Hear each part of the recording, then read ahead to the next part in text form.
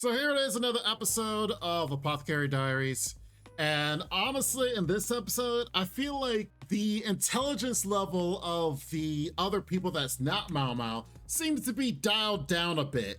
Like, it seemed like everyone was just plain stupid, while Maomao was like, just looking at them and just figuring everything out. I'll be honest, I figured out this episode like literally like 5 minutes into it, and I assume you guys did as well, because it really wasn't that difficult of a case to solve. It pretty much all the clues were right there and was absolutely super simple. Guy dies, leaves a will. Hey, you get each have one little thing, and hey, make sure you guys have a tea party together. So basically, making sure the guys come together, work together, and then somehow it all works out.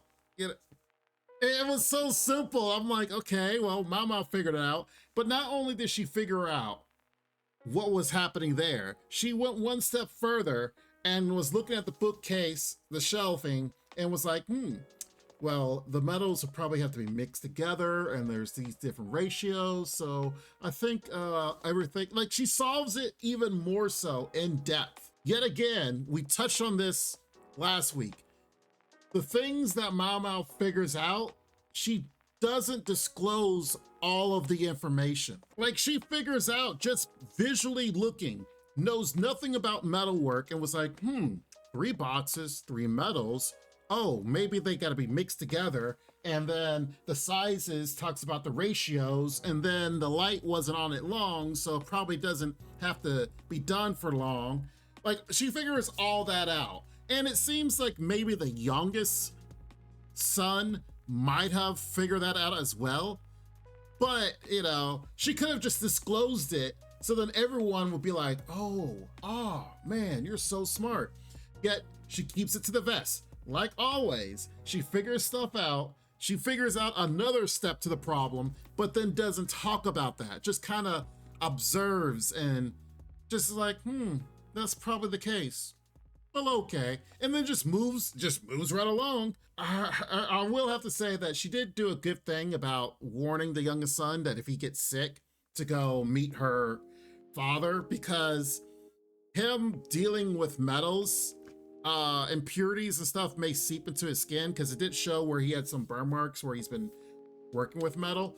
But if you're not careful with metal and metal works, if he can pretty much get sick from all this metal seeping into his skin and causing problems. So then she gave him advice, hey, get sick, here's the best place to go and you'll feel better. So it was nice that she did do that touch up in the end. The only other thing I can really say is that the strategists, they really want you to hate him. Like, the way they keep portraying this guy as obnoxious, giving an issue to Jinshi, just so much information that we're learning from Jinshi's point of view.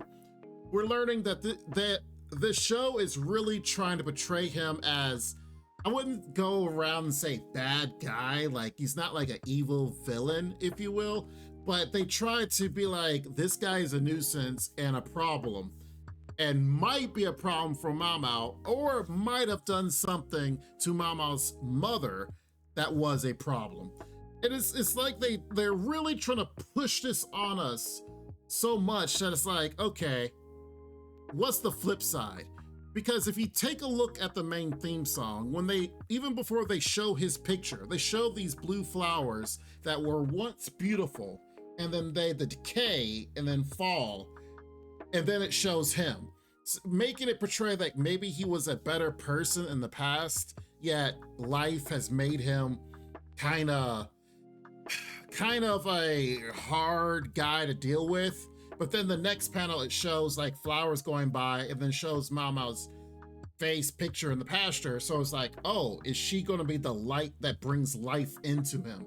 So right now, like I said, they're really trying to portray him as this like annoying type guy, but through interactions with Maomao, I'm wondering if things will change or something happens where she figures something out, something happens to him, and things kind of get better as he becomes a stronger ally.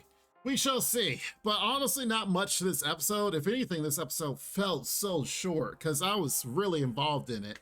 But next week's episode, the preview did showcase the fact that they go around town, which will fulfill the prophecy of the main theme song. So, I can't wait to look and see why they decide to go there. I have my ideas as far as why they're going around town. I think it has to do with the clue that the strategist gave to Jin. She was like, hey, talk to someone that knows something about it. So they might be going to the brothel. We shall see. But great episode, still an amazing show. Man, I just wish this episode was a little bit longer, but we'll see what happens next week. Hope you guys enjoyed the analysis. Hope it opened your eyes to something if you didn't hear from anyone else. Make sure you guys like the video. Make sure you guys are subscribed. And make sure you guys are following along on Patreon. We do have some reactions there. Have a good one. Be safe. We'll see you next week. Bye-bye for now. Make sure to check out the extra content on our Patreon page. And thanks to our current patrons. This ain't what you want, bitch, I'm a fucking phenomenon.